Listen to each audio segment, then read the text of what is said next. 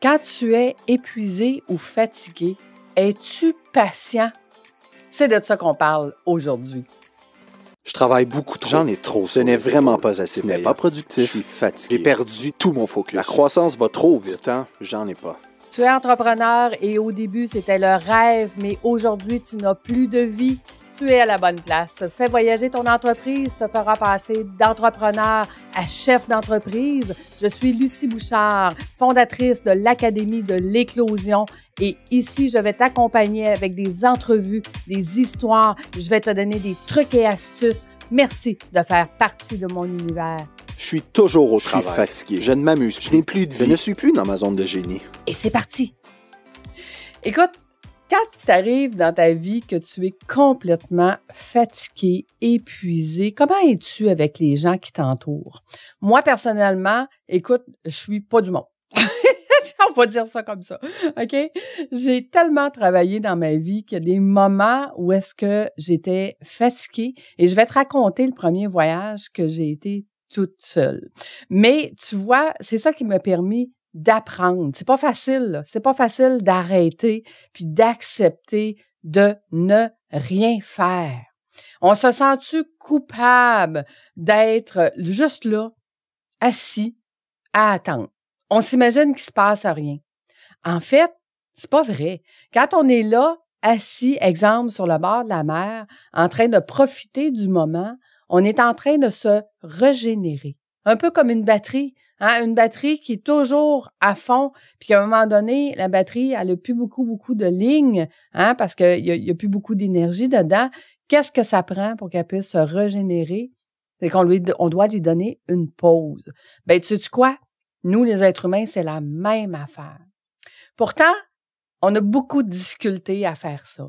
On a beaucoup de difficultés à dire à notre entourage, à ceux qu'on aime, à nos employés, à notre amoureux, notre amoureuse, qu'on est vulnérable, qu'on se sent fatigué, qu'on est au bout du rouleau puis qu'il faudrait peut-être arrêter.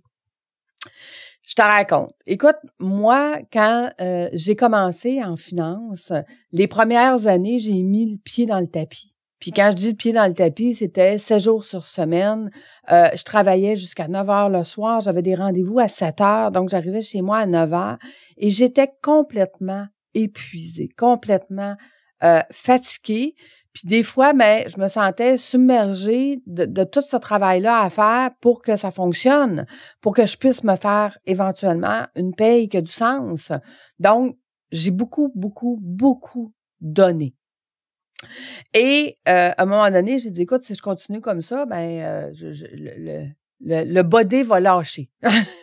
Fait que j'ai dit, je vais me payer des vacances, je vais aller m'échouer sur le bord de la mer et je vais partir me reposer. Puis à ce moment-là, les enfants ne pouvaient pas venir avec moi. J'étais seule dans ma vie et j'ai décidé de partir toute seule. Je ne sais pas si tu le sais, mais il y a 25 ans, une femme qui voyage seule, c'était pas commun. C'était pas encore dans les mœurs comme aujourd'hui, OK? Et je me souviendrai, j'ai dit, moi, je veux quand même aller dans les restaurants réservés. Donc, le soir, je réservais des restaurants, puis j'emmenais mon livre pour lire. Et je lisais en attendant mon repas, je lisais en attendant mon café ou en prenant mon café par la suite et tout ça. Puis, les serveurs me regardaient puis disaient, « Il est où, monsieur? » Il n'y en a pas de monsieur. Hein? Fait que là, ils disaient, « Voyons, ça se peut pas que tu sois tout seul. » Là, je regardais, je disais, « Oui, je suis tout seul. » Et j'ai trouvé ça extrêmement difficile, ces moments-là, au restaurant, d'être seule et de manger seule.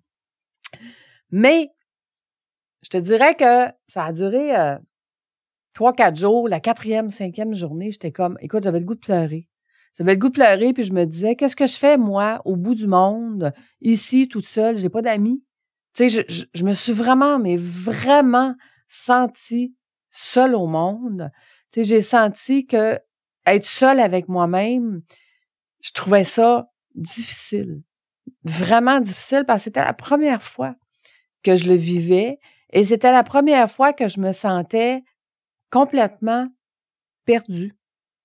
J'étais perdue à l'autre bout du monde, puis là, scénario catastrophe dans ta tête, hein? Tu imagines à peu près n'importe quoi. Ouais, mais s'il m'arrivait quelque chose ici, il n'y a personne qui le saurait. Mes enfants mettraient ma photo sur la peigne de lait puis ils me chercheraient pendant 7 ans. Donc, plein de scénarios catastrophes. Mais quand je suis revenue de ce voyage-là, j'ai fait comme, mais mon Dieu que je suis reposée. Mon Dieu que je suis heureuse, que mon corps est reposé, que ma tête est prête à travailler et que j'ai été capable d'optimiser mon temps. J'ai été capable de travailler plus, en fait, et de travailler mieux. Parce que quand tu es fatigué, tu n'avances pas. Tu essaies d'avancer, mais au final, il n'y a rien qui avance. Tu as l'impression de faire du surplace. Tandis que là, j'étais top shape, en pleine possession de mes moyens et j'étais capable d'avancer à vitesse grand V. Puis, tu sais, c'est à partir de ce moment-là que j'ai réalisé que se régénérer était hyper important pour sa business et pour soi. Que travailler, c'était bien le fun, qu'on prenait souvent des mauvaises habitudes de vouloir travailler tout le temps. Puis que, un peu comme une grenouille qu'on met dans l'eau chaude, qui est en train de, tranquillement, pas vite, de bouillir, se rendra pas compte qu'elle est en train de cuire. Parce qu'elle est bien, elle se prélasse, et tranquillement, pas vite, l'eau augmente en température. Bien, le boulot, c'est un peu la même chose. Le travail est ajouté sur ton bureau parce que quand tu as parti ton entreprise, tu imaginais que tu serais toujours dans ta zone de génie. Tu imaginais que tu ferais seulement qu'est-ce que tu aimes. Puis là, à un moment donné, tu dis, ben non, mais là, il faut que je gère les finances. Fait que je vais, même si j'aime pas ça, je vais devoir commencer à comprendre mes flux monétaires, puis mes cash-in, mes cash-out. Après ça, il va falloir que j'apprenne à gérer les ressources humaines. Après ça, il faut que j'apprenne à gérer les clients difficiles.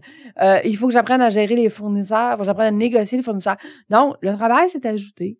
Les couches de travail se sont ajoutées l'une après l'autre sur ton bureau et tu t'en es pas rendu compte. Et aujourd'hui, si je te pose la question, combien de temps es-tu dans ta zone de génie?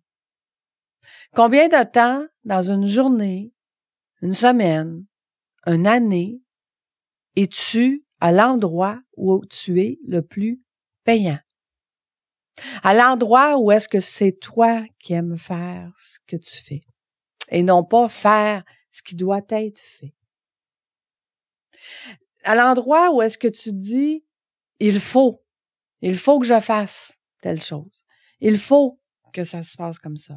Au lieu de j'ai envie de faire telle ou telle chose. J'ai envie de m'occuper de mes clients de telle façon. J'ai envie de m'occuper de ma business de telle façon. Mais je te le confirme, à chaque fois que tu réponds « il faut que je fasse telle ou telle chose », tu n'es pas payant. Et si tu n'es pas payant, ça veut dire que ce temps-là, c'est du temps perdu à jamais. C'est du temps que tu ne peux pas faire plus d'argent, que tu peux prendre pour réinvestir dans ton entreprise, pour soit engager des gens qui vont faire les « il faut », qui, eux, aiment ça, faire ça en passant. OK? Parce qu'il y en a des gens qui aiment ça faire la comptabilité, qui aiment ça s'occuper des ressources humaines, qui aiment ça s'occuper des clients difficiles. Toi, là, ta zone de génie, elle est où? Qu'est-ce que tu fais qui est payant dans ton entreprise? Parce que c'est le premier pas qui va te permettre justement de gagner du temps et de la liberté. Tu sais, à la suite de ça, de cette vacance-là, j'avais décidé qu'à chaque année, j'allais aller prendre une semaine toute seule, que j'allais aller me reposer toute seule. J'appelais ça ma semaine de sauvage. La semaine où est-ce que j'avais personne à qui parler. Donc, la semaine où est-ce que je parlais pas vraiment à grand monde. Parce que à ce moment-là, je voyageais, parle pas anglais et les endroits où j'allais parlaient plus espagnol. Donc, j'étais vraiment seule dans mon monde.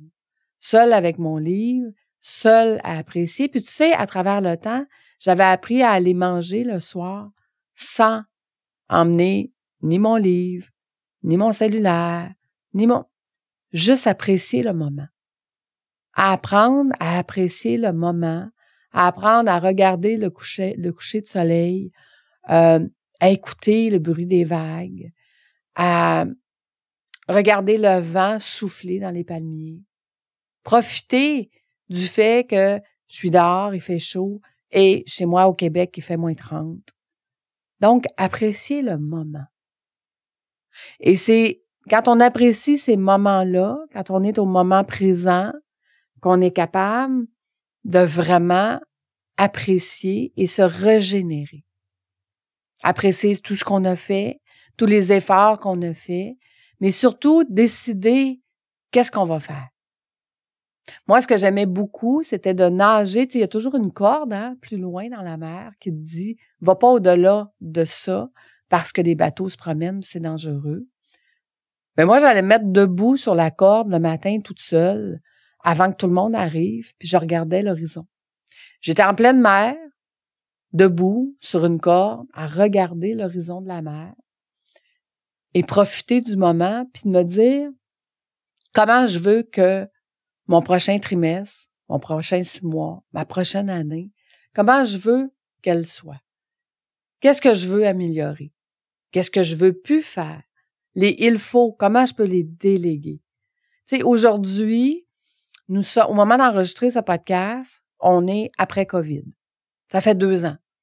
Et ce que ça l'a amené, tous les bienfaits que ça l'a amené, c'est qu'on peut engager des adjoints, des adjointes. On peut engager des gens qui vont s'occuper de nos médias sociaux. On peut engager des gens qui vont faire quelques heures par semaine, qui sont placés n'importe où dans le monde et qu'on va payer quelques heures pour nous être dans notre zone de génie. Donc, je te pose la question. À chaque fois que tu dis « il faut »,